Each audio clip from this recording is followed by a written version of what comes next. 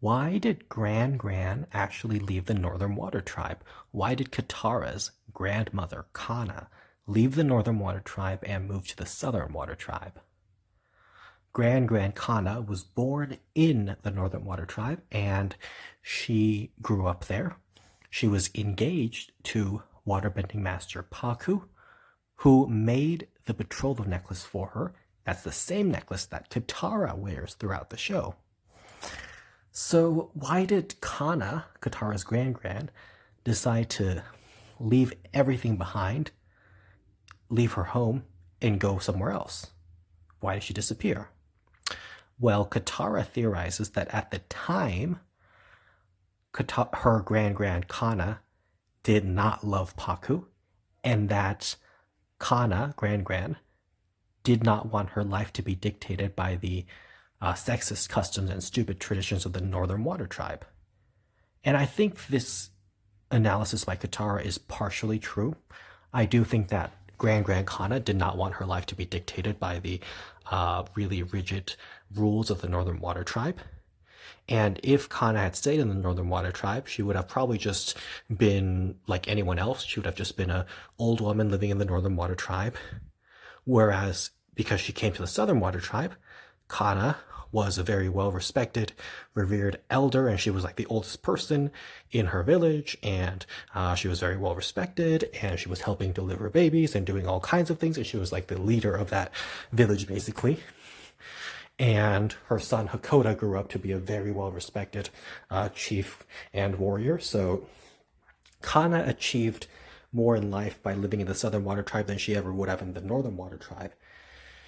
And I'm sure she was happy to have less rules as well. However, I think that Kana always loved Paku. I think that we know that obviously Paku always loved Kana. He calls her the love of his life, and I think Kana returned those feelings. I think she always felt the same way about him because Kana, GranGran, kept Paku's necklace. She kept the engagement necklace that he made for her. GranGran kept the necklace and passed it on to her daughter-in-law, who was Katara's mom, Kaya. And of course, that necklace is kept by Katara. So if Kana didn't love Paku back, there is absolutely no way she would have kept the betrothal necklace. Okay, now maybe you can make the counter argument that Kana only kept the necklace because it looked nice or it was of great value or something. But I doubt that because the necklace represents the customs of the Northern Water Tribe and the strict traditions that Kana was supposedly trying to get away from.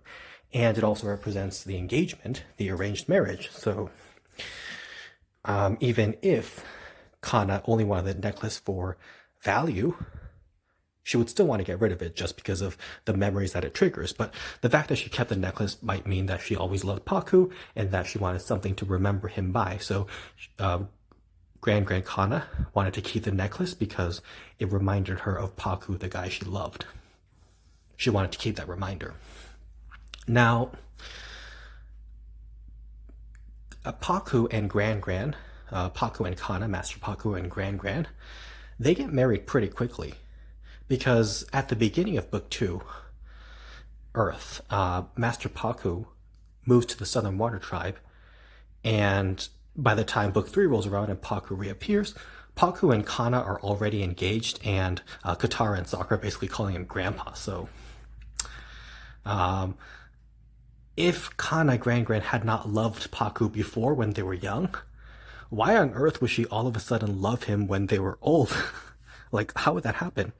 Because if you didn't love someone when you were very young, sure, maybe you could love them like a few years later or many years later. But to love someone when you're like a young adult, to not love someone when you're a young adult, and then all of a sudden to love them when you're a really old senior citizen, that's a little weird.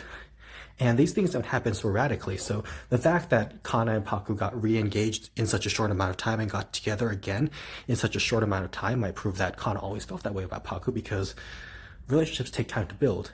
And the fact that this relationship built very quickly probably means that they already had one and that she always loved him. And so my theory is that Kana, Katara's GranGran, really loved Paku, and she did want to marry him, but she knew that they would be living in the Northern Water Tribe and that she would have to follow the strict rules and customs and basically be miserable because of how stringent the Northern Water Tribe is. And that begs the counter argument, well, why didn't GranGran Kana just ask Master Paku to run away with her? Why didn't they run away together to the Southern Water Tribe?